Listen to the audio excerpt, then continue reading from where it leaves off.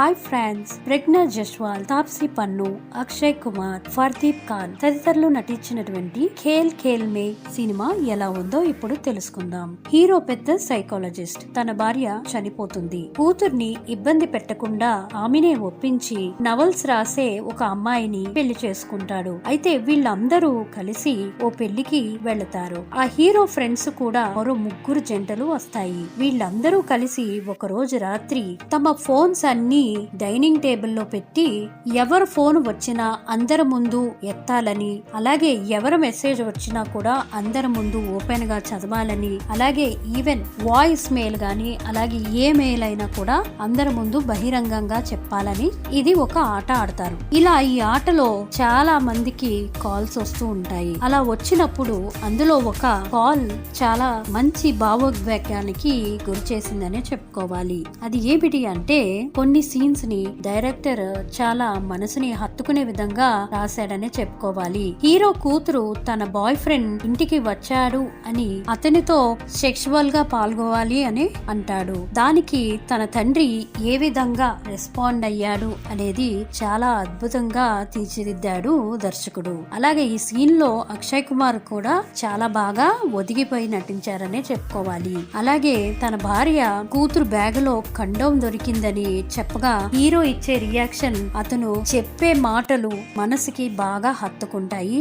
చాలా broad minded ఉన్న వాళ్లే ఈ సినిమాని చూడగలుగుతాము. అలాగే ఒక గే ఎలా నలుగురిలో కలవలేకుండా ఫీల్ అవుతాడు. అలాగే ఒక పంజాబీ సింగ్ తన భార్యకు తెలియకుండా ఫోన్ మార్చేస్తాడు. అలాగే మరొకడు భార్య భర్తను ట్రాకింగ్ చేస్తుంది. అతను కార్ కి ట్రాకర్ పెడుతుంది. అలాగే భార్యకు తెలియకుండా జాబ్ లో లేడీ బాస్ తో శారీరకంగా కలవాల్సి వస్తుంది. ఇలా అందరూ తమ జీవితంలో చేసిన తప్పులన్నీ బయట పెట్టుకుంటారు. అందరి సమస్యలు తొలగిపోవాలి అంటే అందరూ ఓపెన్ గా ఉండాలి, ఓపెన్ మైండ్ గా మాట్లాడాలి. ఇప్పుడే ఓపెన్ అయిన తర్వాత వాళ్ళకి నచ్చితే యాక్సెప్ట్ చెయ్యొచ్చు, లేకపోతే యాక్సెప్ట్ చేయకుండా ఎవరి దారిని వారు చూసుకోవచ్చు అని డిస్కస్ చేస్తాడు. అలాగే ఎస్కాట్ గర్ల్ ని అక్షయ్ కుమారే వాడుకున్నాడని అనుకుంటారు. కానీ దర్శకుడు దాన్ని మంచి జస్టిఫికేషన్ ఇచ్చి క్లైమాక్స్ లో చాలా మంచి ట్విస్ట్ ఇచ్చాడనే చెప్పుకోవాలి. అలాగే ముందే పెళ్ళైన వాళ్ళని చూసి